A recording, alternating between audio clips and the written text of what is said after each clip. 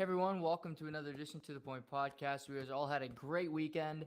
I am back after an awesome Sunday of football, a wild Sunday where I made no money gambling. Thankfully, my college football bets and our segments have been killing because Ryder, myself, we are hitting it on the college games. The NFL is completely out of whack. I don't know what the hell is going on.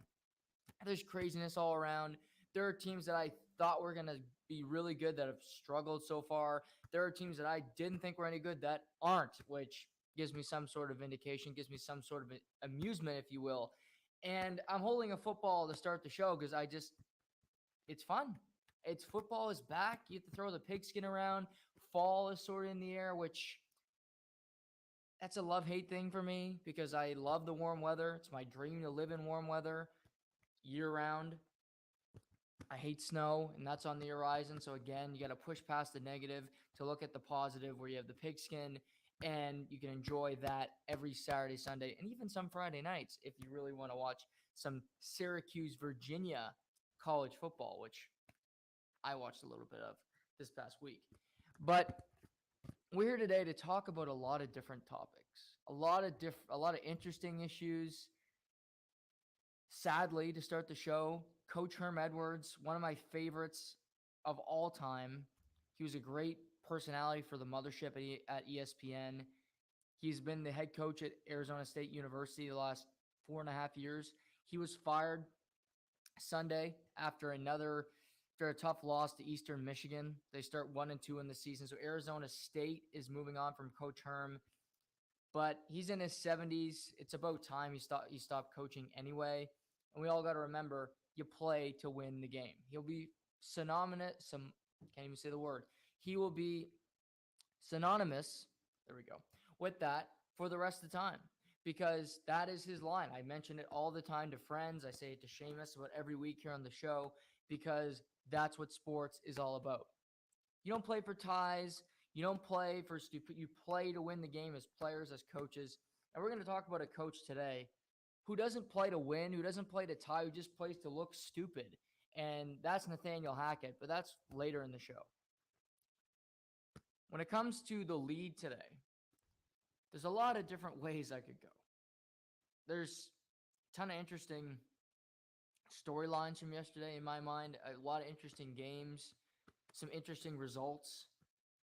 But I'm going to start with the game that had a whole lot of intrigue and had one of the craziest, one of these most surprising fourth quarters in recent memory. And that would be what happened in Baltimore, Maryland yesterday, where the Miami Dolphins stormed back and put 28 points on the Baltimore defense in the fourth quarter alone. It was the best game of Tua Tagovailoa's career, where he threw 6 touchdown passes. He had 2 receivers go over 170 yards receiving, and he looked like a quarterback that could play for multiple years in the National Football League. He had 450 yards passing. This wasn't dink and dunk Tua Tagovailoa. This wasn't garbage time Tua. This was him balling out for a huge road victory. I got to start with him. I haven't been the biggest Tua guy. I watched him at Alabama. I liked what I saw, but I also saw that his hips were injured every year. I also saw for a guy that had great mobility, he didn't move that well in the pocket. He didn't escape that well. But what he could do is he could throw accurately. That was true. But it was always, well, he's got Devontae Smith. He's got Jerry Jeudy. He's got Jamison Williams. You have all these track team of receivers at Alabama, and it holds people back. I think it elevates players, and it also makes you ponder certain guys where Mac Jones was taken 15th overall. And Mac Jones is not, to me, a great quarterback. Tua is more talented than Mac Jones, although I thought Mac Jones had a good game yesterday, and we'll get into what I really loved about his game yesterday in a little bit. But yesterday was a microcosm of what Tua Tagovailoa can be and what he has to be if he's going to be successful in the NFL. You surround a quarterback that is limited when it comes to overall skills, when it comes to a deep ball, when it comes to, I think, just accuracy on intermediate to deep routes.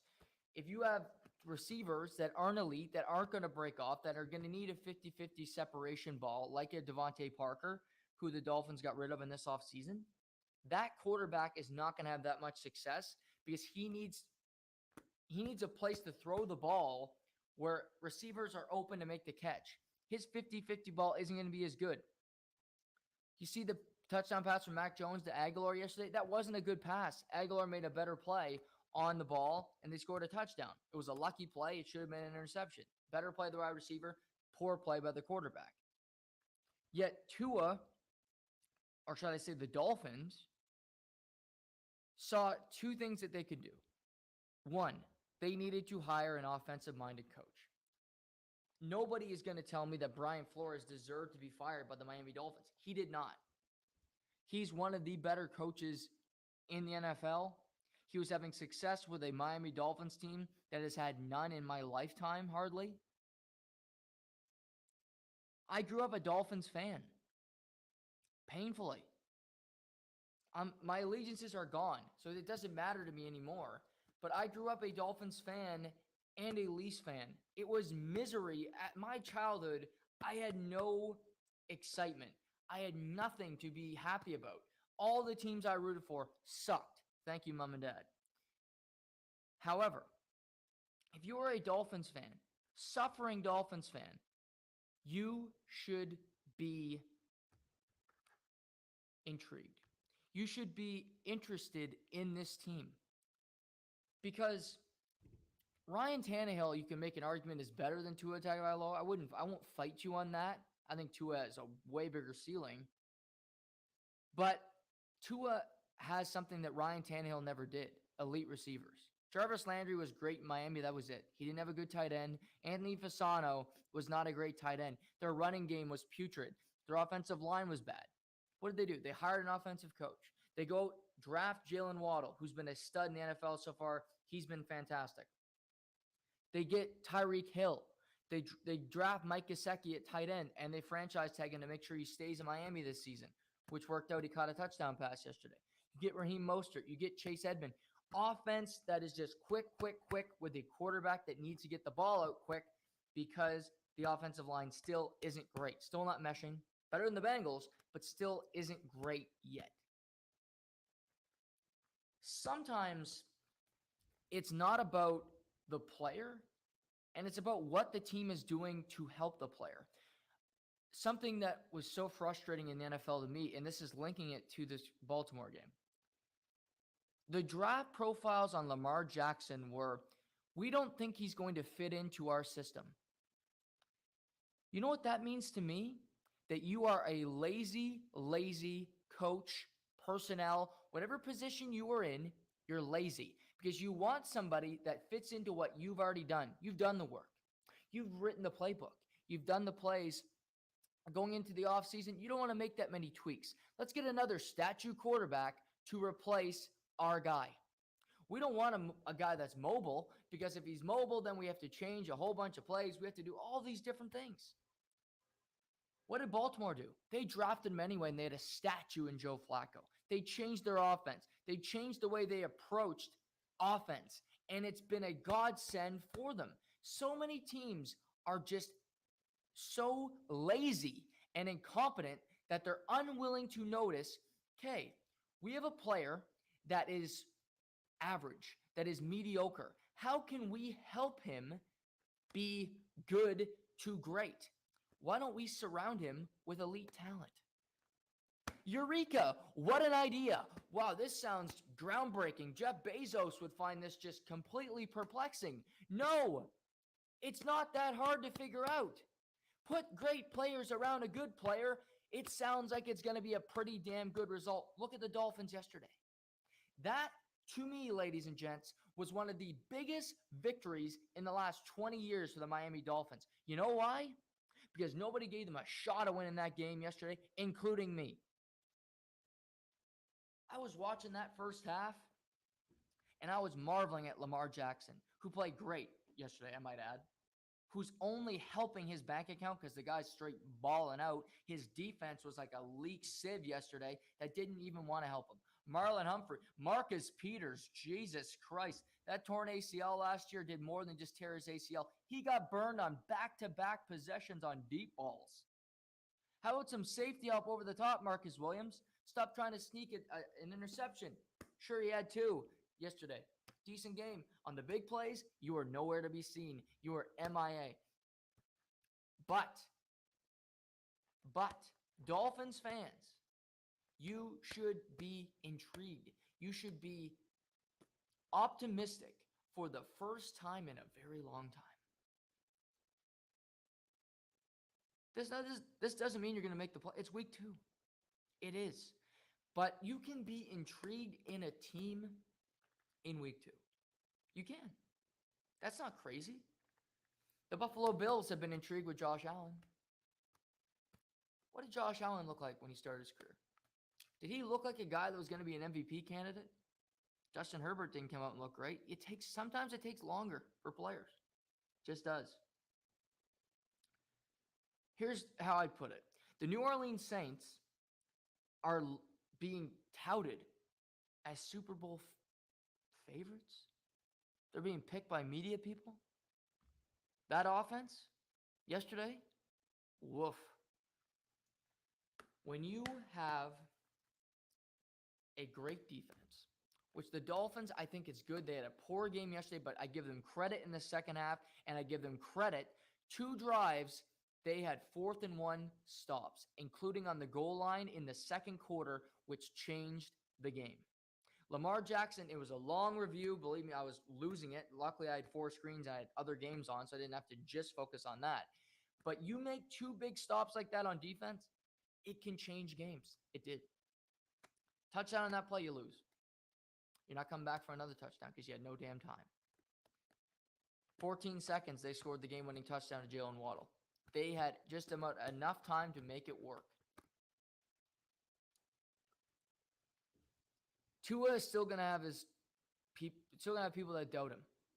I'm not so, but something I think we have to do as a media, as myself, as I watch these games, and this week I'm gonna be rewatching a lot of football. I want to watch more. I want to be better for all. I want to talk about games midweek and really get into what I saw because I think that's interesting and it helps me. But watching that game yesterday, I saw a decisive quarterback. I saw a guy that wasn't afraid to throw it down the field. He wasn't afraid of the big moment. You're on the road in Baltimore, AFC North, one of the prestige franchises in the sport, the Baltimore Ravens. And Tua went in there and said, hello. Not to mention, here's a stat for you. Tua Tagovailoa in his career is 8-0 against head coaches that have won a Super Bowl. 8-0. Harbaugh twice, Belichick 4 times.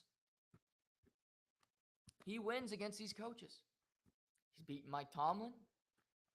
Tua if he keeps playing the way he's played, in particular this week, he can have success with this team. This team can get to the playoffs. It can. Because Xavier Howard, Javon Holland, Christian Wilkins, who I think has played really well so far this season in the interior. Most people thought, well, the past number of years, I know this, most people, it's obvious. The defense has been the strength of the Miami Dolphins. It always has. Since Dan Marino retired, the strength of the Miami Dolphins has been defense. Who do you think of? Jason Taylor, Hall of Famer. Cameron Wake, fringe Hall of Famer. Canadian Football League Hall of Famer. Number 91, over 90 career sacks. Jason Taylor, Pro Football Hall of Fame. That's who you think of when you come to Miami Dolphins. Xavier Howard, over the last 4 seasons, leads the NFL in interceptions. Defensive players have been the bedrock of this team. Javon Holland out of Oregon, the Canadian boy, can straight ball. And I think this defense will still play well. But it's also about the offense being able to pick up a bad game for a defense. because those are going to happen.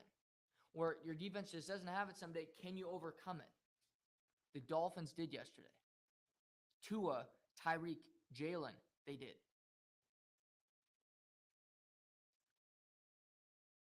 When it comes to Baltimore, I'm not worried. Their defense played horrible yesterday. Be the worst game they play all year. I mentioned back-to-back big plays where no safety help. Marcus Williams was MIA. Chuck Clark, I don't know what he was doing on that second touchdown throw to Tyreek Hill. Didn't make any sense. However, this team is also built on defense. I trust Marlon Humphrey. He's an all-pro. I trust Marcus Williams because he's a great safety and he was a great signing in the offseason. Their pass rush, a little worried about that, but I trust the secondary of this team. Marcus Peters needs to find his game. He's recovering from a serious injury. Wait to see on him. But offensively, Lamar Jackson's Lamar Jackson. I'll have every other person doubt Lamar Jackson. I'm not going to. The dude is a stud. Rashad Bateman looks like a different player. He's more confident. He seems happier on the field. He's fast. He's quick. He's got Devin Duvernay is a threat. Mark Andrews is still there. Isaiah Likely is just scratching at the surface of what this dude can do. This offense will be explosive. The two running backs haven't even returned yet, J.K. Dobbins and Gus Edwards. To me, Baltimore is still the best team in the AFC North. I'm not worried about Baltimore yet. They had a bad game. They'll bounce back. They will. They got the Patriots next week. They'll bounce back. But credit to the Fish. And if you're a Fish fan, one of the biggest victories in the last 20 years. That's not hyperbolic because they haven't had many. When you think of Miami victories, you think of the Miami Miracle against the Patriots, which was inconsequential because they lost the next week and they didn't make the playoffs. I think of the Ryan Fitzpatrick pass in Vegas game where they had a handful of face masks. He threw the ball up and Mac Hollins made an improbable catch that went on to win that game. But they lost the next week and they missed the playoffs. These big games become bigger games, become immortal when you have positive results after it, when you have success following these big type wins. We'll see what Tua, we'll see what this offense and this Miami Dolphins team can do to what they do after this big win. They got the Bills next week.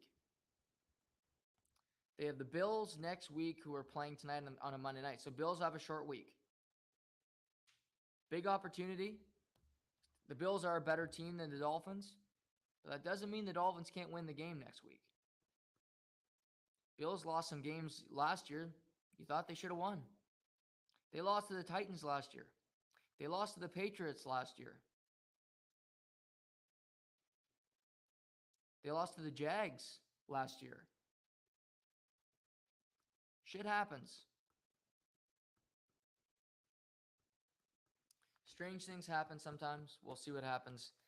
But credit to Tua answering his critics, standing in the pocket, and delivering a deep ball down the field. Now, he did underthrow both of them, which was a little funny to me. But he still completed the pass. They still were in the end zone. That's all that matters. 7 points. Credit to the Dolphins and credit to the offense for stepping up because their defense has been carrying them for a very, very long time. Where do we go next? So many interesting stories today. Let's talk about the AFC North for a second here. AFC North, what a day for the AFC. You talk about a role reversal. The AFC North has really been the class of the AFC for a long time. They went 0-4 yesterday. Steelers lose a home game to the Patriots. Steelers were 7-0-1 their last 8 home games dating back to last season. The Cleveland Browns dropped a decision to the New York Jets. I got to stick on this game for a second. I don't wish ill will on Jacoby Brissett because he doesn't deserve ill will brought on him. wish ill will to Nick Chubb. I love Nick Chubb. Nick Chubb's a stud running back, great running back out of Georgia. Dude's just a pro's pro, one of the best running backs in football, period. I'm thinking of other players I don't wish ill will. Myles Garrett, nothing but positive. Jadeveon Clowney, Amari Cooper, I guess, kind of a whiner. But I'll throw him in there. Donovan Peoples-Jones, Anthony Schwartz out of Auburn. He can't catch, but whatever. We'll throw him in there. To the rest of the Cleveland Browns organization, or the Cleveland Clowns, you lost to the New York Jets at home. The Jets, Jets, win a road game at the Brownies. Joe Flacco beat the Cleveland Browns. I want the Cleveland Browns to lose every game this year because I don't want when what's-his-name comes back for them to even have an opportunity to make the playoffs. So thank you, New York Jets. Thank you, Joe Flacco. Thank you, Garrett Wilson. Thank you, Elijah Davis. Breece Hall. The Cleveland Browns do not deserve success. The Cleveland Browns don't deserve sympathy. The Cleveland Browns fans are scumbags. Did you see that display they put on this weekend where they had a sex doll on a table with an erection? And they put a sign that says, sometimes a happy ending is not a crime. That was outside their stadium yesterday. Despicable. They deserve everything they get. It's a shit franchise. It's a shit ownership. Jimmy and Dee Haslam deserve nothing but wreckage. Deserve nothing but failure. They've only had failure the last number of years. I'm happy to see it. Keep it coming. Steelers Thursday night. What a Thursday night game. Oof.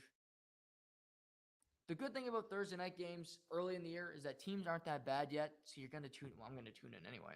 But you're going to tune in to watch it because they aren't that bad yet. Although the Steelers' offense looks bad. But thank you, Jets.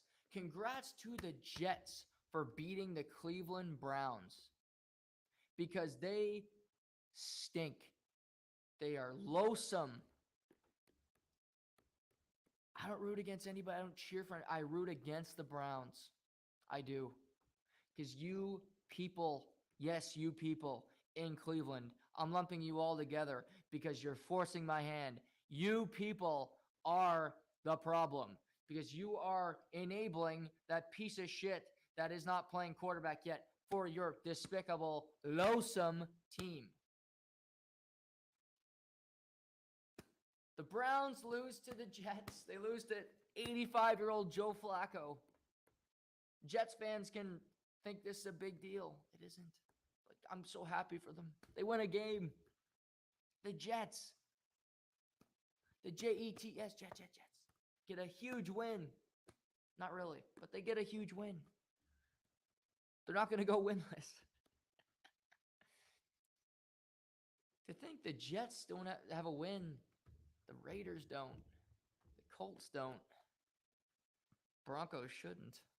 The Panthers don't. Oy vey. Titans don't. But thank you to the Jets. Thank you to Joe Flacco. And to the people of Cleveland. Suck it. What else happened? AFC North. The Patriots beat the Steelers. This game was not the most entertaining game in the world. Didn't have a whole lot of action. It's Patriots. It's Steelers.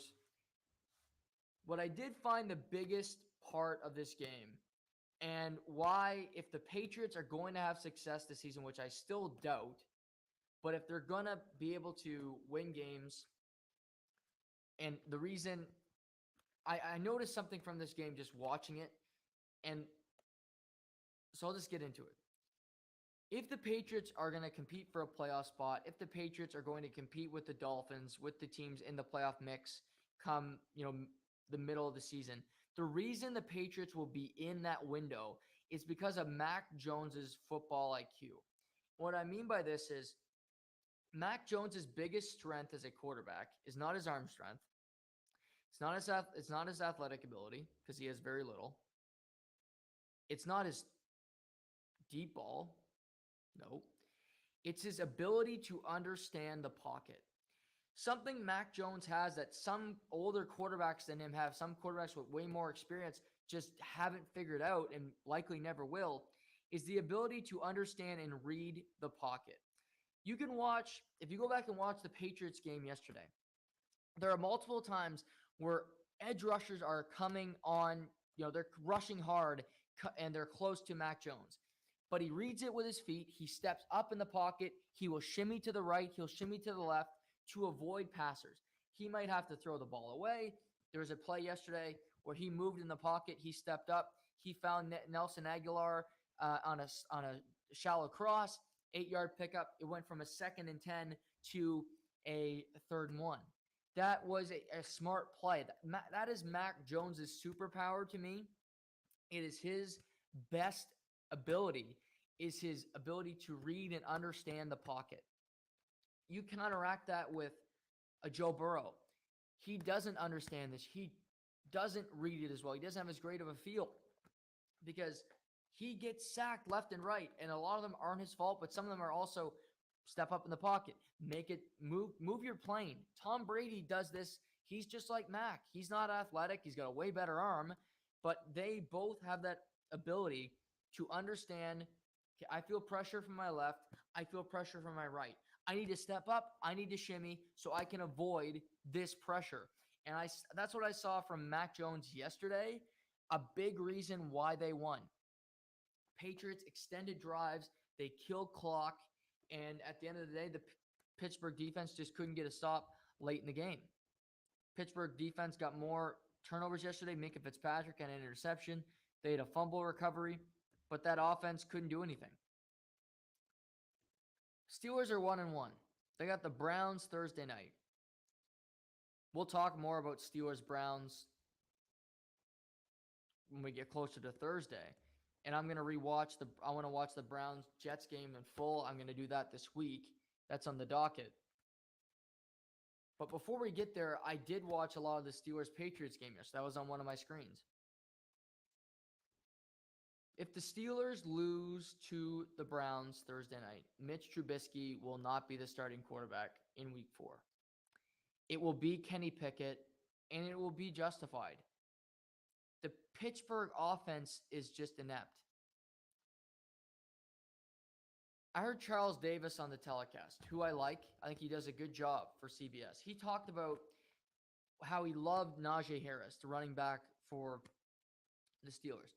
I love him too. I think he's a great leader. I think he's a guy that he bleeds Pittsburgh. I think Mike Tomlin would really lean on him to be a leader on this team. Well, Najee Harris is in his career, he runs just over 3 yards a carry. That is not very good. And it's not because he's not a good running back. It's because this offensive line in Pittsburgh is a pit. They cannot run block to save their lives. They cannot create holes for their players. This offense does not have a statue quarterback anymore in Ben Roethlisberger. It still looks inept. It's not creative. There isn't passes. Mitch Trubisky is not finding guys on the run. He's not as accurate as I thought he would be. I was all for Mitch Trubisky getting a second chance as a starting quarterback because he did not get a fair shake in Chicago. We've only seen Kenny Pickett play in the preseason. He played well in the preseason. But if you lose to the Browns and you lose to the Patriots in your first 3 games, 2 teams that I do not expect to make the playoffs, that does not bode well for your franchise. To me, Mike Tomlin will not make a rash decision, but I also know Mike Tomlin, he's a competitive guy. He wants to win football games. And you also have to look at your offense every week and say, we want to have our best chance to win. If the players in that locker room believe Kenny Pickett gives them a better chance to win than Mitch Trubisky, you kind of have to make that decision, even if it's against the way you've operated as a head coach for the last number of years.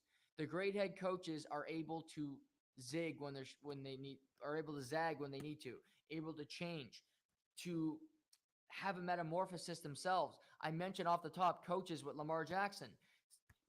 Don't use your system, use his system, use his abilities, and maximize them.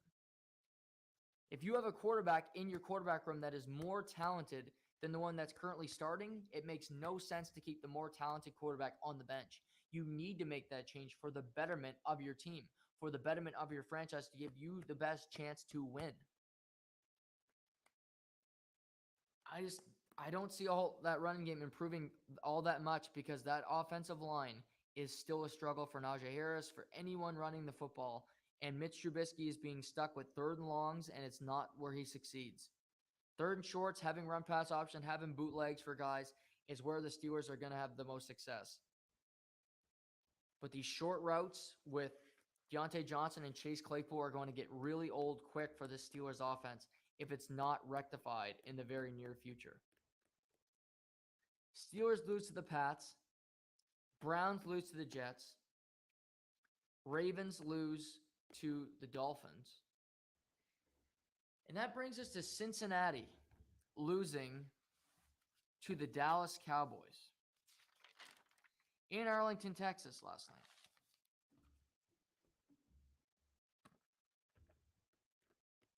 What can I say about, I'm going to get to the Cowboys. What can I talk about Cincinnati? How about an offensive line that was given the second most money in the offseason behind Jacksonville, has allowed 13 sacks in 2 games, most in the NFL?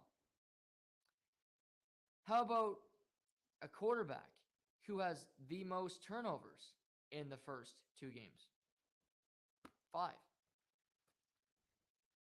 A team that is 0-2 to start a season when their opening schedule was Pittsburgh at home, Dallas minus Dak Prescott on the road. That is doomsday, my friends. That is as bad as it gets.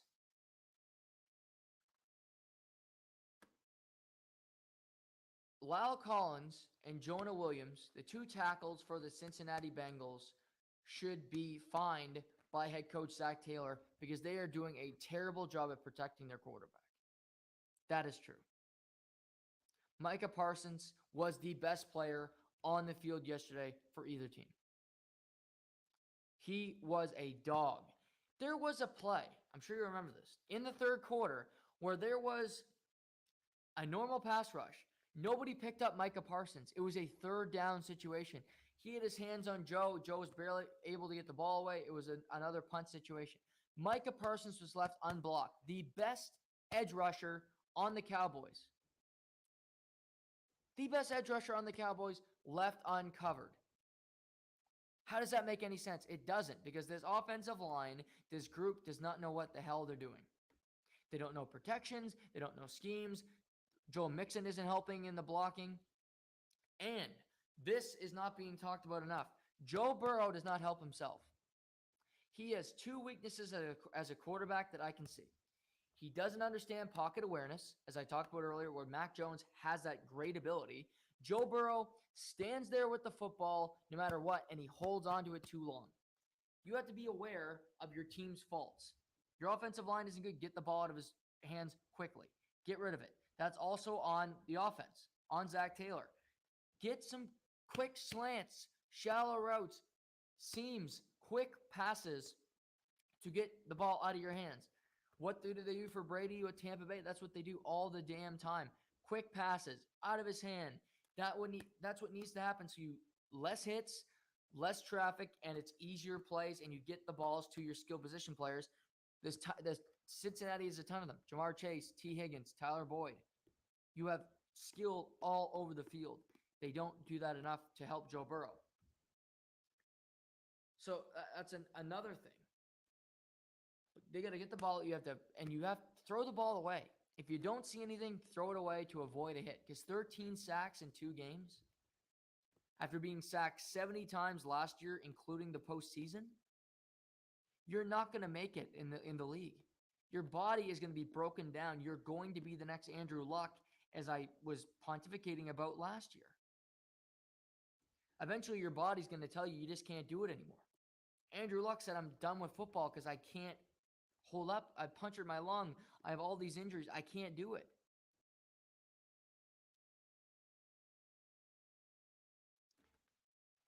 Cincinnati, they had opportunities yesterday. Their defense or Dallas's lack of offense kept them in the game. Not to mention you get the ball with less than 2 minutes left. You could go on a 2-minute drill to win the game. Dallas forces a punt, and they go on to win the game on a game-winning field goal.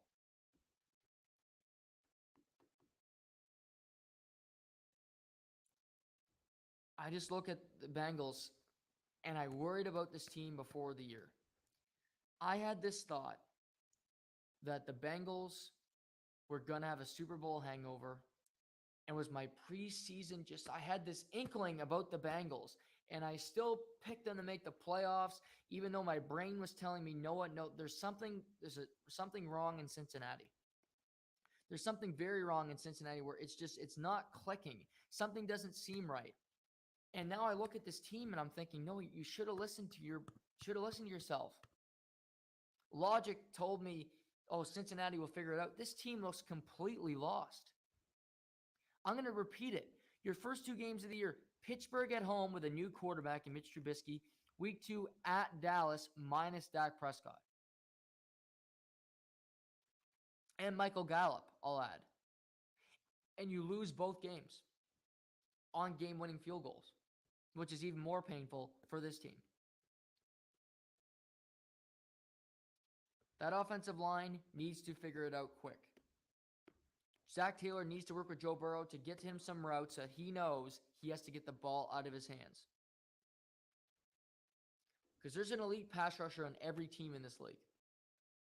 There just is. There's going to be a guy that is able to get to you, that is able to beat a tackle, to find an advantage on every team. It's going to be a tough road for Cincinnati this year. But 13 sacks allowed in the first 2 games. Whew. I'm worried about Cincinnati, and I'm worried about Joe Burrow if he continues to take these hits. Because he's so talented. He could be a great quarterback for many years to come. But if you allow this to happen, and they paid for it, I understand that. So now it's on the offensive line coach. It's on these men to block. But if you can't figure it out, it can be Andrew Luck in a very quick order. Because after you get sacked so many times in your first few seasons in the league, then it's just a few hits, and before you know it, you're done. You could only be sacked 20 times in a season, but those hits hurt more and more as you get older. I don't love what's happening in Cincinnati. Joe Burrow isn't playing that well. Their offensive line stinks. Their defense isn't clutch in key situations. Dallas. The Dallas Cowboys are going to be minus Dak Prescott for a number of weeks. That is going to happen. He wasn't put on the injured reserve because it's more of a public relations thing. They didn't want to put him on there. Don't want to make people think that he'll be back sooner than he will be. But there's something that is absolutely true about this Dallas Cowboys team, whether Dak Prescott is playing or not. And that was established last season. And that is that their defense is legit. Their first 2 games of the season, they played Tom Brady and Joe Burrow. The GOAT and the AFC, the quarterback that got the Cincinnati Bengals to the Super Bowl last year representing the AFC. A number 1 overall pick and the GOAT. That's who they play in their first 2 games, the Dallas Cowboys defense. That's not an easy start to a year. You're not getting a Davis Mills in there. You're not getting a Russell Wilson in there. There's no peachy game for that defense. Week 1, you allow 19 points and 1 touchdown. Week 2, you allow 17 points and 1 touchdown. That is impressive. 2 touchdowns allowed on defense the first 2 weeks, and 19 points and 17 points. This defense can keep them in every game for a number of reasons. Micah Parsons is elite. He was fantastic as a rookie. He's better now. He is taking those steps as Aaron Donald did, as TJ Watt did, to become such a force for their team. He controls one side of the ball, which helps. He reminds me of when Von Miller got added to the Rams, and they had Aaron Donald, Von Miller. You had Leonard Floyd. It helped that defensive line. Doris Armstrong is getting sacks. He had 2.5 sacks yesterday because he was getting single looks. He's a good, very good pass rusher. When you have Micah Parsons on one side getting doubled, who still got 2 sacks yesterday. He's got 4 sacks in his first 2 games. And then you have Doris Armstrong, and you also have DeMarcus Lawrence over there, who's a great run stuffer who can still rush the quarterback. Your pass rush is great. Trayvon Diggs and Wilson were fantastic in the secondary yesterday. They were phenomenal for the Cowboys. They couldn't have done better. Trayvon Diggs looks improved to me. He was a Riverboat gambler last year. He was getting burned by different wide receivers. He looks like he's more structurally sound. He looks like he's playing more confident at the cornerback position. I like what I'm seeing from Trayvon Diggs. 6 sacks, Dallas yesterday. Huge stop with 1 minute and 2 left, I added. Just that huge play on Joe Burrow. This defense won them the game yesterday because Dallas led 17-3 at the half. They won the game 20-17. They only scored 3 second-half points, but that defense, yes, it gave up a number of points in the second half. However, they gave it all they had. They played their ass off. They did. They kept them in the game. They got stops. They sacked Joe Burrow. They forced turnovers. Credit to the Dallas defense. It's legit. It can keep them afloat before Dak Prescott returns from injury. Not to mention, I thought Cooper Rush had a Geno Smith type first half yesterday, where Geno didn't play so great yesterday in game 2 for the Seahawks, but he balled out in game 1 of the first half against the Denver Broncos. That's what Cooper Kupp did. First 2 drives, 2 touchdowns. He played with no fear. Noah Brown, who has been in and out of the Dallas lineup for many years, was a number 1 receiver yesterday. And you want to know why? Here's why. It's a little secret. Noah Brown has been running scout team, which is basically what you run when you're not a starter on offense.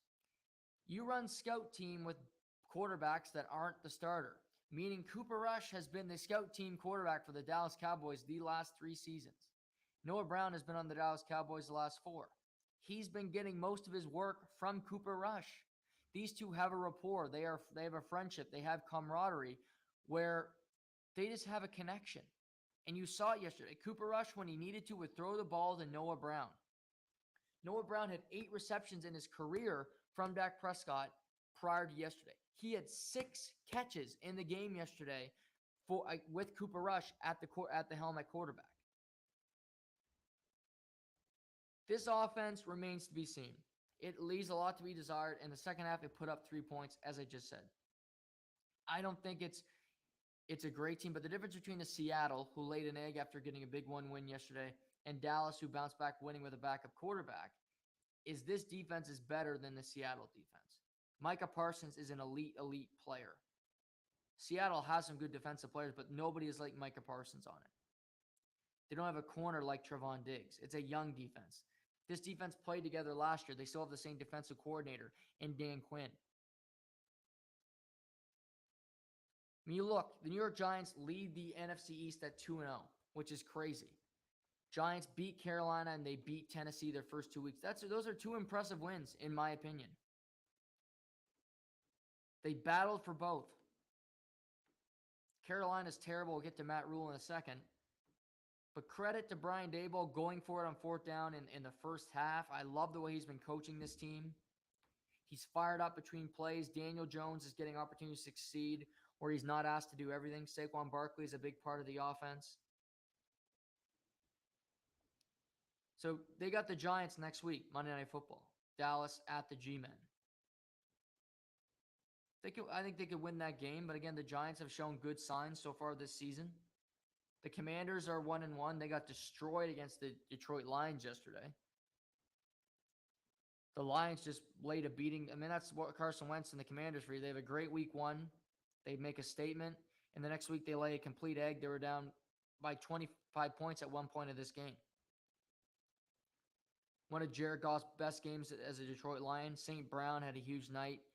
And again, Swift has just been, he's been phenomenal the first 2 weeks of the season. He's the most important piece of this offense. And not to mention Aiden Hutchinson, the number 2 overall pick in the draft, had 3 sacks yesterday in his second career NFL game, which is the most in a single game in Lions history.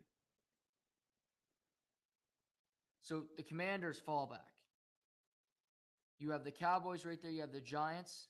And then the Eagles play tonight against the Minnesota Vikings. That's a pick'em game. That's what it is. That's the betting line. It's a pick'em game. Who knows who comes out on top of that one tonight? Both teams are good. No gimme for the Eagles at home as they have their home opener. I give the Cowboys credit. Not only did they cover the number yesterday, they win the game outright. Cooper Rush on a drive with 1 minute 2 seconds. He needed to go down and get a field goal. He got them in field goal range. He made the plays he had to get them in that position, and I give him credit for that. This Dallas offense is not going to be explosive. Cooper Rush is not Dak Prescott. This doesn't mean Cooper Rush is better than Dak Prescott. That narrative is completely idiotic. If that ever comes out of somebody's mouth, that they should just be banned from speaking. But this defense, if it's playing the way it is, can keep Dallas in games. It can keep them afloat. It can keep them competitive before Dak Prescott can return. I still think Philly's the best team in this division. To me, Philadelphia is the best team. They don't have the best quarterback, but their roster top to bottom is better than the Dallas Cowboys. But any defense wins championships still if you got a physical defense that can make you rethink your life. Joe Burrow is really reconsidering things today. Because he had a tough night getting sacked. Micah Parsons in his face, Doris Armstrong. They can play.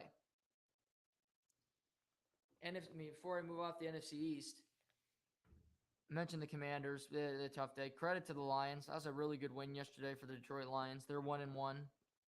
They're 1-1 alongside the Bears, alongside the Packers. And we'll see about the Vikings, who look to improve to 2-0 tonight against Philadelphia. We'll talk about that game before this podcast is over. One of 2 games on the Monday Night Football docket tonight, doubleheader. The Carolina Panthers lost to the Giants yesterday. I thought the Panthers could make the playoffs. The Panthers are hapless. Hapless. Another terrible offensive performance. There were 5 drops by receivers yesterday for Baker Mayfield. Just open drops, not tough, just right open the flat, dropping the ball. DJ Moore dropped a touchdown. Tommy Tremble dropped 2 balls yesterday. Robbie Anderson dropped the ball. It was a frustrating day. Credit to the Giants. They find a way to win the game. Brian Daboll's 2-0 as a head coach. Matt Rule is now 10-26 as the Carolina Panthers head coach in his 2 seasons and 2 games. He is the head coach on the most hot seat, and that includes Nathaniel Hackett. His seat is burning. It is on fire. He's going to be owed a ton of money. He got a 7-year contract by the Panthers to be their head coach, if you can believe it. I'm sure the Panthers are hoping a college team will scoop him up and will have to they'll pay him that money so the Panthers aren't stuck with it all, that he can find his footing in the college game, because he was known to be a quarterback whisperer at Baylor and everywhere else where he coached. Baker Mayfield doesn't have any time. Baker Mayfield's receivers are letting him down. And he's not playing well either. He's off kilter. He's missing throws. I expected better from him, but I also expected Matt Rule to coach better. They're 0-2. They have the Saints next week, who are 1-1. You lose that game, you're 0-3. Your season's over. I'll start over there. Your season is done for the Carolina Panthers. It's a new owner. I'm not sure if he fires the coach after 3 games and he still has that many years left on his contract, but I wouldn't put it past the owner because he'll want to make it seem like they still have a chance to be successful this year. Matt Rule, I'd design a game plan this week for a win. That's all I'd recommend to you because I'm not so sure your key card's going to work next Monday if you don't beat the Saints. Your offense is putrid over the first 2 weeks. You stop the run after you couldn't in week 1, you still lose the game. Oy vey. Speaking of the Saints, let's get to the Saints-Bucks game yesterday, which is actually one of the bets I hit on. I had the Bucks minus 2.5 as they were road favorites against the New Orleans Saints. And it was a Saints-Bucks affair. It was what we're used to seeing, a physical game at the line of scrimmage where at the half it was 3-0 Saints. The Saints had a field goal on their first drive, and they did not score another point until late in the fourth quarter in garbage time, where Michael Thomas caught his 3rd touchdown of the season. Tom Brady had a frustrating day. He had pressure up the middle. The cornerbacks for the New Orleans Saints were phenomenal. Marshawn Lattimore locked guys up. Mike Evans didn't have a fun day. So the game's going. Leonard Fournette cannot get anything going. So it's 2nd and long and 3rd and long all day for Tom Brady, where you're getting about a yard, no yards on first down. And Mario Davis was just so stout in the run game, just clogging up holes for the New Orleans Saints. Brady had to throw balls. He had to drop it off, and it was a long day. So this is early in the fourth quarter. Game is still 3-0. And Brady throws a 3rd down pass, and it just misses the arms of the tight end Otto. And so is Cameron Brate. He's frustrated on the play. He runs up to the referee. He wants a flag on Marshawn Lattimore. Lattimore then gives Brady the business. Says some kind of slander to his face. Brady then gets in Lattimore's face, starts swearing at him. Mike Evans, who's basically on the sideline, runs all the way back and shoves Lattimore, basically like he's his little brother, just shoves him completely out of the play. Lattimore springs up. These two get in a very physical altercation. This was as close to a melee as you've seen in a football game in recent memory. The two had to be separated and were then ejected from the game.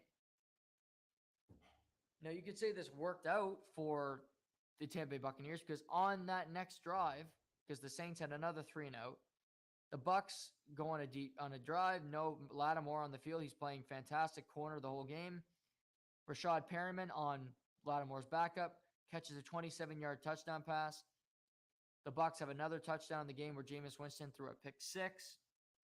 And the Bucs ended up winning 20-10 in New Orleans. Brady's first regular season victory against New Orleans since going to Tampa Bay.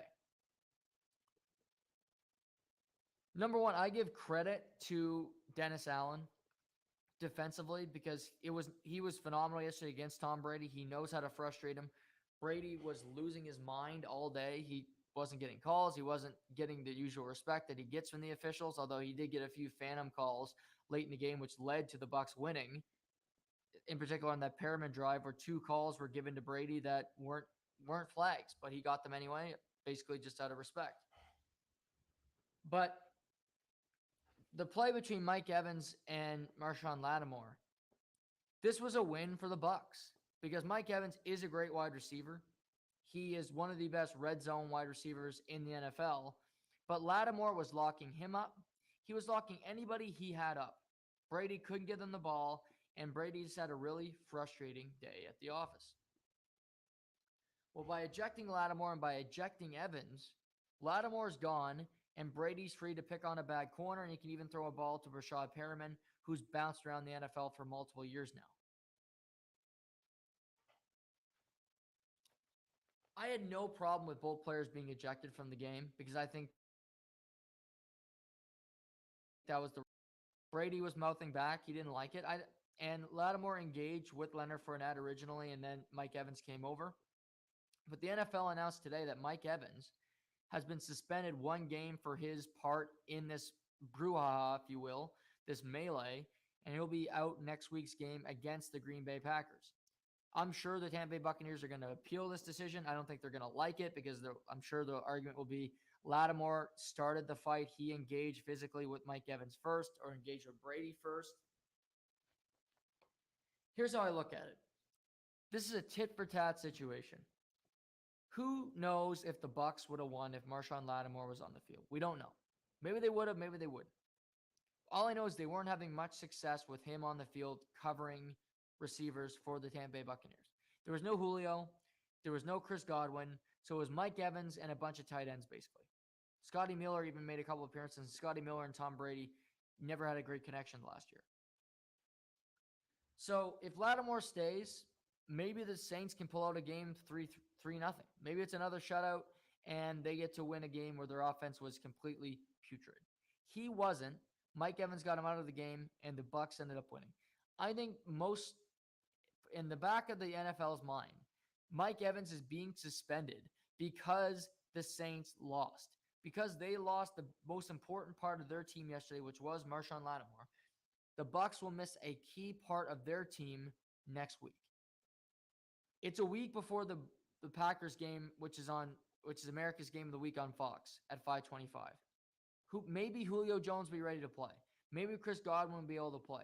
But if those two aren't, and you have no Mike Evans, then it's basically a fair conclusion where Lattimore was lost, they lose a game, and maybe the Bucs lose a game because Mike Evans is not available for his team. I do think we will see a challenge. I do think we will see an appeal from the Tampa Bay Buccaneers, but I'm not so sure they're going to win it because I think the NFL wants to send a message that this isn't okay. Not to mention, Mike Evans was leaving the field, and he came back on to engage physically. He basically had a foot into the sideline, and he ran back onto the field like he was charging. If he was playing hockey, that was charging. He got a good head of steam, and he gave him everything he had, shoving him to the ground. That was no flop. That was just Mike Evans being a strong SOB. Now, for the Bucs, I don't think their offense looked good. As I mentioned, I give credit to their defense back-to-back games. 13 points allowed in 2 games for the Bucs defense. 13 points. 3 to the Cowboys, 10 to the Saints, and as I mentioned, the touchdown was in garbage time. They just don't give up anything big. They played receivers great. One thing about Jameis Winston. Stupid football. He took 4 deep shots to Olave. One of them was on a 3rd and 9 at his own 9-yard line. Why is that a deep throw? Do it on 1st down, not a 3rd and 9. Get the 1st down. Get out of trouble. Get your field position back. That doesn't make any sense in that situation. He's playing with a back injury. Adam Schefter reported on Sunday morning prior to kickoff. You might have a sore back, but it's just smart sometimes. I looked yesterday, I saw Jameis Winston that was the back to being the Tampa Jameis Winston. That was the gunslinger that wasn't taking things in front of him. He had a play on a 3rd down where he could have scrambled for the 1st down. He didn't. He stayed holding the ball, and then he ended up fumbling. Luckily, they were able to recover. But Jameis couldn't have played much worse yesterday than he did. The run game was solid. Mark Ingram did fumble late in the game, which killed the Saints' chances of winning. But I thought all in all, the run game was working, and it just, they ran out of time. Credit to the Saints. Again, these defensive teams that are playing very well defensively early in the year are setting a tone, and they're winning their games. Cowboys got a win. The Bucs are getting a win. The Giants defense has played well in the first 2 weeks of their season. They're getting pass rushing. They're getting guys playing extremely well. I could look, even going and looking back at, I mentioned Dallas. The Patriots played well on defense yesterday. So credit to these defensive teams because they're being rewarded for their great defensive play. It is happening. So that's nice to see from these teams. Now, there are some tire fires earlier in this year. And if you were on Instagram today, you saw in our story that we posted about, Overreaction Monday. What team is the biggest tire fire in the NFL right now after week 2? The options were the Indianapolis Colts, who lost 24-0 to the Jacksonville Jaguars yesterday, the Las Vegas Raiders, the Carolina Panthers, or the Denver Broncos, who I threw in there. Let's start with the Colts. You lose 24-0 to Jacksonville after you tie week 1 against the Houston Texans. So you are 0-1-1 on the season, 0-1-1 in the division. Trevor Lawrence had one of his best games as a pro yesterday. He loves playing against the Colts. He plays his best football against the Indianapolis Colts. He just seems to play more confident against the Colts in a division game that is a huge win. Jacksonville is first in the AFC South. Houston is 0-1-1. Colts are 0-1-1. Tennessee is 0-1. They got the Bills tonight. I think they'll be 0-2. Trevor played confident. They're using his running backs. James Robinson was used yesterday. Christian Kirk is balling out for this team. The Jags look like the team I thought they'd be. I have them on a futures bet to make the playoffs, for Trevor Lawrence to throw 25 touchdown passes this year, to have over 6.5 wins. It was a good win yesterday. For the Colts, my God. Matt Ryan, 3 interception game, 0 touchdowns, 0 points. Jonathan Taylor couldn't be used because they were down so early in the game. One thing that was clearly evident yesterday, Michael Pittman Jr. did not play for the Indianapolis Colts. He is their best receiver. He might be their only one. Because Zach Pascal and Mo Alley Cox and these others for the Colts cannot do it. It's a part of their team that is weak. They don't have great time. They don't have a great receiving core. They don't have guys that can step up and make big plays. I look at that as Chris Ballard, as he didn't add enough talent to this team. Pittman's out. You're looking around staring at guys. T.Y. Hilton isn't on this team anymore. You don't have the same type of weapons that you once did in Indianapolis. Not to mention the Colts lose 24-0 to the Jags. You tie the Houston Texans. You have the Kansas City Chiefs next week, who are going to have extra rest because they played on Thursday night. Yikes for the Colts. Terrible, terrible start. Matt Ryan looks disastrous. Frank Reich's on the hot seat as well, just like Matt Rule. He's been in Indianapolis a long time. They missed the playoffs. He is fired 100%. 100%. I have faith the Colts can find something because I think this division is weak. Houston is no good. The Titans are not very good. I like my Jags. I feel good about the Jags. But this division does not have great teams. You can turn it around if you can find it quick enough. You have a veteran quarterback who's been in these type of situations before. Panthers we touched on. They're a tire fire right now. Raiders yesterday. My God. The Raiders. You had it. Huge lead, 20-point lead at one point, and you throw it away to the Arizona Cardinals, who stink, I'm going to add. They stink, the Cardinals. And the Raiders handed them the game. Cardinals aren't any good. Cliff Kingsbury, they're celebrating after because they need to celebrate because their team is going to the shitter. Yesterday's win for the Cardinals was like yesterday's win for the Broncos. It's just it's a feeling of thank God. We won something. We're going to be 0-2.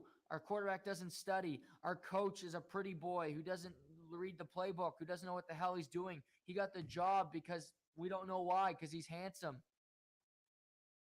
He was a losing coach in college at Texas Tech. Somehow he's coaching in the NFL. For the Raiders yesterday, for Hunter Renfrow, you fumble on back-to-back plays. You fumble once, you end up recovering it. It's okay. You breathe a sigh of relief in this crazy game yesterday, which you also saw Kyler Murray scramble for a touchdown with no time remaining, then get the 2-minute warning. Crazy athletic play to get the touchdown at the end of the game. I give him credit for that because that only so many guys can do that on this planet, and Kyler's in the 1% of that, just his athleticism. But Hunter Renfrow, you fumble, you end up keeping it. Way to go, Fabian Moreau. You give him a tap in the helmet. The next play, you don't do it.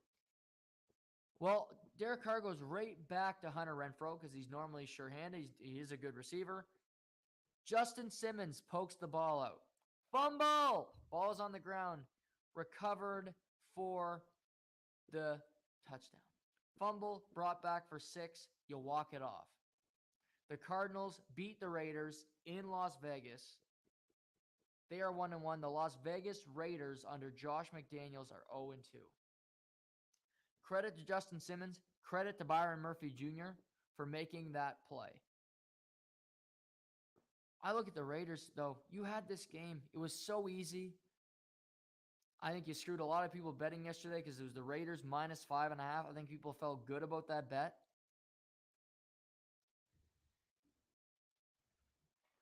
First 2 games, Derek Carr hasn't played well. I can easily say that. First 2 games, the defense of the Raiders has been okay. But the main thing for the Raiders is you're turning the ball over. 3 turnovers in week 1, you lose the game. 3 turnovers in week 2, you lose the game. You lose the turnover battle. More often than not in the NFL, you're going to lose the game.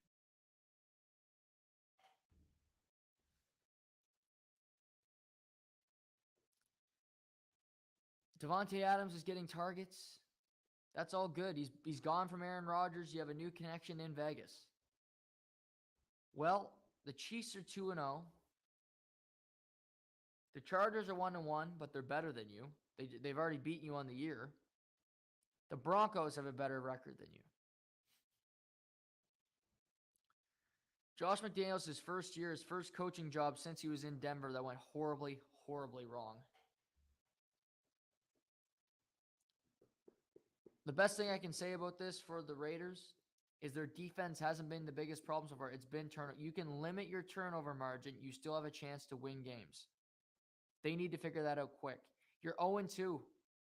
The odds of you making the playoffs are very slim at 0-2. Not to mention they were a playoff team last year that I think will miss. But this is just a game you threw away. It's one that will dig at you forever because you know you should have won it. You're at home and you throw a game like this away. Credit to the Cardinals for fighting back. Credit to Kyler Murray and this team for finding that resolve, finding that inner will to not give up and fight back from over 20 points down. I give you credit for that because I have no faith in this team. I still don't.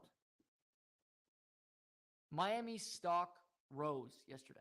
The Cardinals did nothing for me rising by their stock by winning the game because I still look at them as the same team, extremely flawed, a defense that's flawed, an offensive line that isn't that good, and a head coach that I have zero faith in because he's done nothing to prove it to me at the NFL level. But the Raiders. Now we get to the 4th team on the poll that I added sarcastically, but also not really because this is perplexing beyond perplexing. The Denver Broncos, who were D on the list, who I'm sure did not get many votes. But the Denver Broncos are 1-1 somehow. I'll be honest, yesterday, I don't root for teams, as you know, I root for content. I was rooting for the Atlanta Falcons, and I was rooting for the Houston Texans to beat the Rams and the aforementioned Broncos yesterday because that would make for great content. 2 huge upsets, 2 10.5 point dogs getting wins yesterday. Both teams end up losing because both teams are bad and they just choke in big situations. Falcons have an opportunity late in the game after Cooper Kupp fumbles, but Jalen Ramsey comes up with a big interception and the Rams hold off to beat the sorry Falcons. The Broncos. Let's start with their incompetence. 16 points in week 1 against the Seattle Seahawks, a team that will likely finish in the bottom 7 in the NFL this year.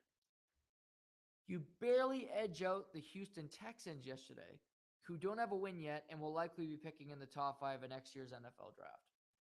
They will be. The Denver Broncos have been inside the 10-yard line 6 times this season. They have 1 touchdown pass. I'll do the math for you. It's quick. I did it earlier. That is a 16% conversion rate scoring inside the 10-yard line for the Denver Broncos. The league average inside the 10 scoring touchdowns is 43% so far this season.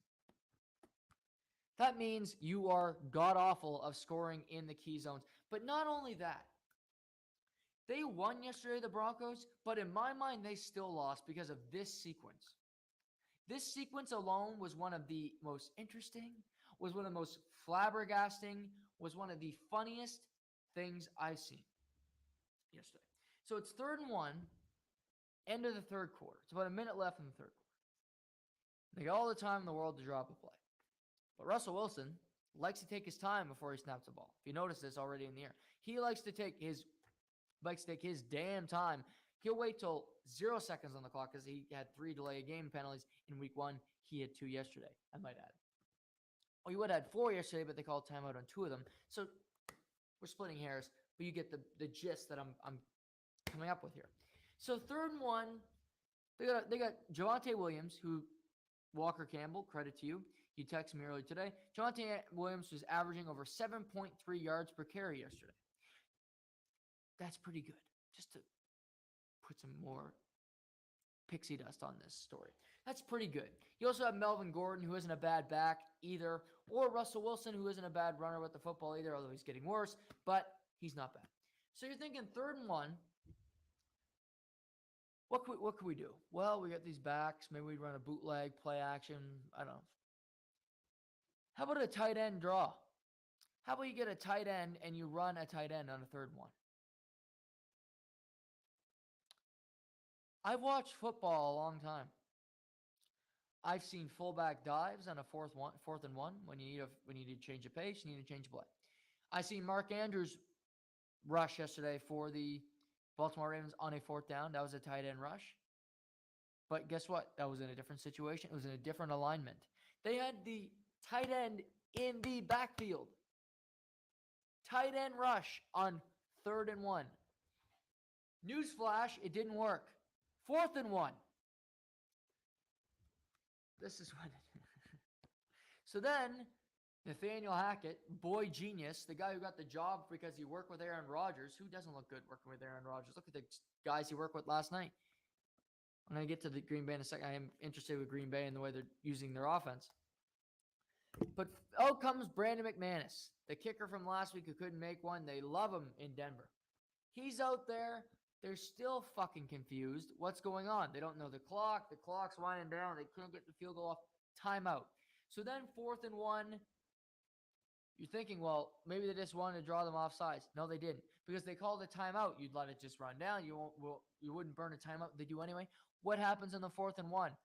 Maybe we learned from last week we should bring Russell Wilson on the field. We should let him have an opportunity. No, they punt.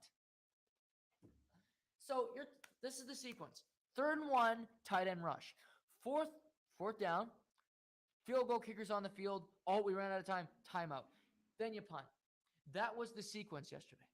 You had to burn a timeout. You had a tight end rush. And still Nathaniel Hackett is, at the end of the game, looked surprised that they won. Believe me, Nathaniel, me too, buddy. This Denver team is so flawed, it's scary. Because people think they're good. They're not. Russell Wilson looks 43. He looks washed in the first 2 weeks. That's my hot take, that the Denver Broncos, that contract is going to be horrible in the near future. Not the distant future, the near future, because he looks terrible. This coach is out of his mind. He doesn't know what he's doing. In over his head. You're a coordinator. Clearly, clock management is too fucking complicated for you. Plus, you're the play caller. Tight end draw on a 3rd and 1. I'm not giving you credit for beating the Houston Texans. I'm not giving you credit for getting a good punt off. You had a horrible day at the office. Nye, you had a terrible week at the office because Seattle and the Seattle game and the Houston game was on the same week. Because guess what? To me, a new week starts on a Monday, not Sunday. I'm not Catholic. I'm not religious. Fuck that. New weeks start on Monday, not Sunday. God. Come on. But Nathaniel Hackett. Oh, the Broncos got the Niners next week, Sunday Night Football. Speaking of the Niners, my boy is back. Porn star Jimmy, a.k.a. Jimmy Garoppolo, is the new starting quarterback for the San Francisco 49ers because unfortunately, Trey Lance suffered a broken ankle. He had season-ending surgery today, and he will miss the remainder of this season. For Trey Lance, I worry about his career. The last 3 years, this is how he played a full year at University of North Dakota. Then he redshirted. Last season, he played a game and 4 snaps. This season, he played a game and 7 snaps. He's played very little football over the last 3 years. More and more time is coming off the clock where you're going to be developing. You're going to get better. I don't know what his career is going to be. He's injury prone. He's never on the field. He's not getting reps. He's not going to get better.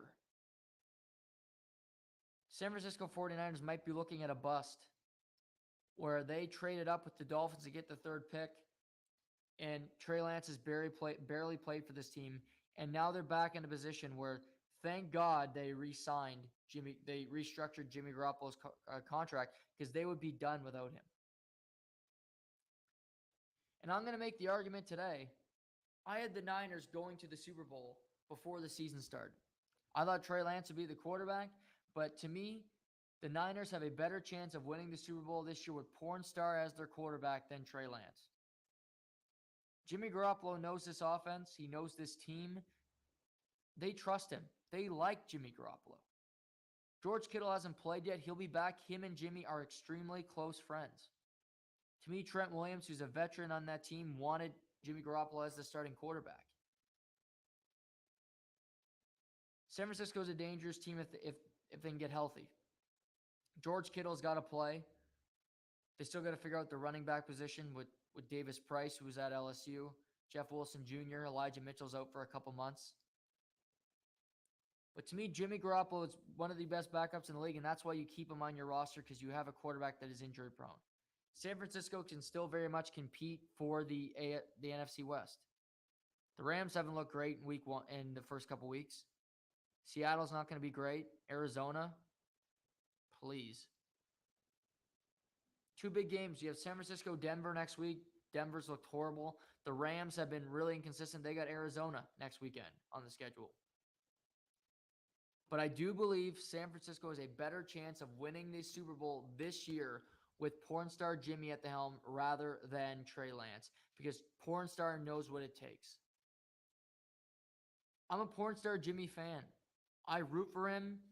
He's kind of an underdog now. He was cut, then brought back. He wasn't wanted in San Francisco, but now he's the savior. It's intriguing anyway. It's a new storyline. Pornstar is back in the Bay Area. We'll see what he can do with his new teammates, but he gets a win against Seattle and coming off the bench. He'll get his first start next week against the Broncos. And that leaves us with the Sunday night game. Bears-Packers.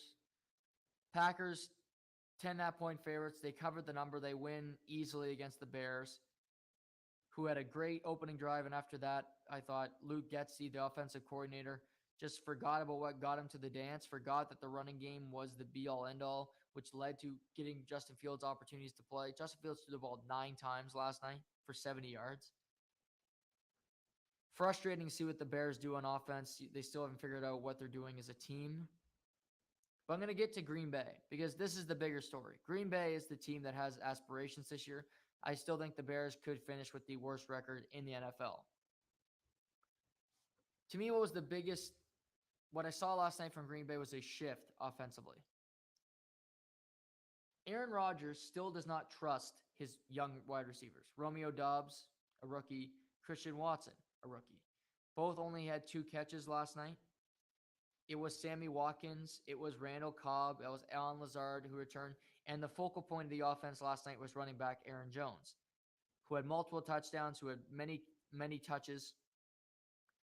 But this team is no longer throw a deep ball down the field. It's more of a dink and dunk offense that has a couple focal points. Number one, there are 2 running backs. You have Aaron Jones, who's the shifty in and out of blocks, who can make guys miss, who's just a creative back. And you have A.J. Dillon, who's the power guy out of Boston College, who can run you over on short yardage and just run for extra yardage because you just can't tackle the guy. You have your screen game, which you can use with your young receivers, or end arounds, 2 rookies like Christian Watson, who caught a ball like that last night. And then you have your veterans in Randall Cobb, who are running slants, who are running shorter routes, because these are older receivers. They're not guys that are going to burn you down the field. But it's shifted from having Devontae Adams, who can do anything, Marquez Valdes-Scantling, who can run deep routes down the field. I'm seeing a shift from Aaron Rodgers and from Matt LaFleur to this new style of offense. I'm not certain it's going to remain forever, because I think they look at it and say Christian Watson will need time to develop, but he can get to a level where he can be a receiver that can be trusted to catch a deep ball. And maybe Romeo Doubs can be the same way. He can be a more intermediate guy that gives us options. But as I look at this team, I expect to see 2 running backs on the field. We saw it last night, multiple plays. I expect to see a lot of Randall Cobb. I expect to see a lot of Sammy Watkins, because that's who Aaron Rodgers trusts right now. It takes him a while to trust people. Alan Lazard, I expect to be the biggest focal point of this offense when it comes to a guy down the field that can make a big catch. But I noticed that last night their offense was changing. It wasn't that explosive. It wasn't about taking a deep shot. It was about systematically breaking you down.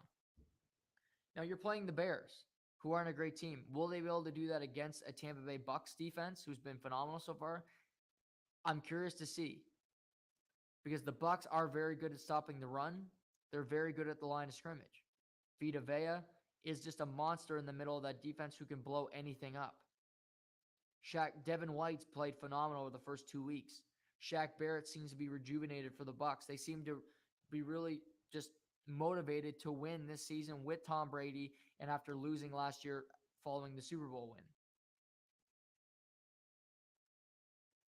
This Packers-Bucs game is going to be fun. I mentioned Mike Evans won't be in it because of that suspension, but I'm more curious to see the new and improved Green Bay offense, how it plays against this Bucs defense, who are so dominant at the line of scrimmage, and with behind the line of scrimmage plays where you have quick passes, where you have to block, you have to make sure a guy misses. I'm not so sure this Green Bay offense is going to look stellar against this Tampa defense, because they are so fast and because they are so physical. It's always fun when Brady and Rodgers meet. It's always fun when these 2 teams get to play each other. So I'm looking forward to seeing what these 2 can do next Sunday on Fox's NFL Game of the Week.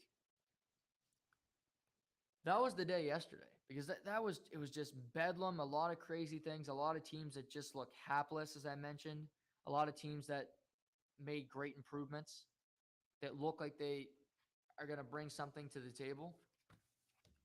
We have Monday Night Football tonight, a doubleheader, if you can believe it. Titans at Bills, and then we have Vikings at Eagles. The Bills are 10.5-point favorites over the Tennessee Titans. Titans lost to the Giants in week 1. The Bills haven't played since opening night Thursday. Tonight, 10's a big number, but the Bills, I don't trust the Titans. I don't think they're a great team. I like the Bills to cover the number tonight. It is their home opener. I think that crowd's going to be fired up. Not to mention the Titans beat the Bills last year in Tennessee. Yes, it was last year, but I think teams remember that. I think the Bills are going to want to win this game tonight for their fans to send a message. Also, the Dolphins are 2-0. You want to keep pace with them before you play them next weekend. So I don't think the Bills will be losing a game to the Titans tonight. And I don't think the Titans are going to be able to cover the number because I don't think the Titans are that good. Then you have Vikings Eagles. This is an intriguing game. Ryder and I talked about this on Friday. I don't know why they're doing a doubleheader tonight, in particular having two interesting games. But the Vikings-Eagles game is far more intriguing to me. I think it's going to be the better game. It's a much tighter line. You have the Vikings +2 tonight. That's almost a pick 'em on the road. The Eagles hung on backdoor cover style. The Detroit backdoor covered in week 1, but the Eagles did get the win. The Vikings beat the Packers. That was a big emotional win. Justin Jefferson had almost 200 yards receiving, 2 touchdowns. Darius Slay versus Justin Jefferson tonight. Darius Slay is one of the best corners. Justin Jefferson, the best wide receiver in the NFL, in my opinion. I'm curious to see what Darius Big Play Slay can do against him. Who they're going to, A.J. Brown against the secondary of the Vikings. I don't think the Vikings are game breakers, but I do think they're a very good team. I do think Kirk Cousins is a slightly better quarterback than Jalen Hurts. Jalen Hurts is more athletic, but I like Thielen. I like Jefferson. I like the weapons in Minnesota. I think this game is going to be fantastic. I think this is the game. If you're going to watch one, it starts later. It's on ABC. The other one's on ESPN. I would watch this game in Philadelphia tonight, and I'm taking the Vikings +2. I like them as a road underdog to go in and to outright beat the Eagles tonight. Eagles are a good team, but I like the Vikings. That would be 2 huge wins to start their year. A home win against the Green Bay and then a road victory in Philadelphia in a hostile environment. Maybe we see regression from Kirk Cousins tonight, but I have faith that the Vikings will do enough to get the win this evening. And if you can believe it, that'll wrap up week 2, the 2 games tonight. And as I mentioned, we got Pittsburgh, Cleveland, and the Thursday nighter. I'm going to save the college football for tomorrow because a lot happened this weekend. I do want to touch on it. We have all week to touch on it. Seamus will be on the show tomorrow, as he always is, on a Tuesday. We'll talk about a number of things. We'll talk about Blake Wheeler getting stripped of his captaincy in Winnipeg. We'll talk about some burning NHL questions before the season's starting. We'll recap these games. I'll try to get into some college football talk tomorrow as well. I mentioned Herm Edwards was fired at Arizona State, so there's some news. Urban Meyer has reportedly said he's not going to be coaching again. He's not interested in the Nebraska job. Which, by the way, thank you, odds makers, for making Nebraska only a 11-point dog against Oklahoma. That was the easiest bet of the weekend. It was the dumbest line I've seen so far this year. That was the biggest lock ever, was Oklahoma beating Nebraska by more than 11, which they did. They beat them by 3 touchdowns. But thank you for the betting companies out there for doing that, because I appreciate it. Because BYU didn't show up against Oregon. Luckily, I had another ticket. But BYU, come on, you had a big opportunity. You blew it. Oregon, big win by Bo Nix, 5 touchdowns. I have to give them that.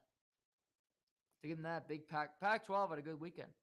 University of Washington's 3-0. They look great. They crushed Michigan State primetime Saturday night. Washington State is 3-0. Oregon 2-1. You have USC 3-0. UCLA is 3-0. Although nobody's going to the UCLA games. I haven't touched on Blake Wheeler yet. I'll do that tomorrow with Seamus, as I mentioned. We'll talk Monday Night Football and so much more tomorrow. But fun show today. Always fun on a Monday to dive into these things. Lots of opinions, lots of topics, and it's always fun with football back on a Monday.